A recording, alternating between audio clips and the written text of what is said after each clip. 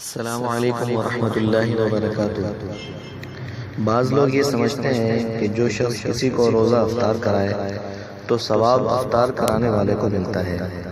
تو ایسا کچھ نہیں ہے۔ جس نے روزہ رکھا ہے اس کو اپنا ثواب ملے گا، اور جس نے افطار کرایا ہے اس کو افطار کرانے کا ثواب ملے گا۔ اور جو یہ روایت آتی ہے حدیث پاک میں کہ ایک روایت میں آئے کہ جو شخص رمضان میں کسی روزے دار کو افطار کرائے گا تو اس کا یہ عمل اس کے گناہوں کی بخشش اور مغفرت کا ذریعہ اور دوزخ کی آگ سے اس کی حفاظت کا سبب بنے گا، اور اس کو روزے دار کے ثواب کی مانند ثواب ملے گا، بغیر اس کے کہ روزے دار کے ثواب میں کچھ کمی نہیں ہوگی۔ اور یہ بھی ضروری نہیں ہے کہ افطار آدمی کو تکلف کرائے اور جو ہے دسترخوان دھر دے، ہر شخص اس ثواب کو حاصل کر سکتا ہے۔ اسی روایت میں صحابہ کرام نے پوچھا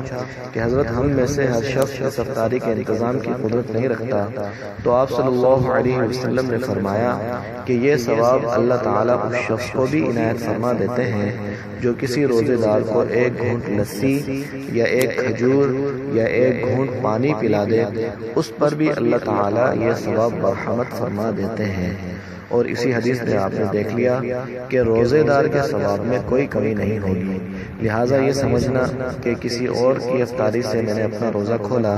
تو ثواب اسی کو ملے گا، یہ سمجھنا غلط ہے۔ السلام علیکم ورحمۃ اللہ وبرکاتہ۔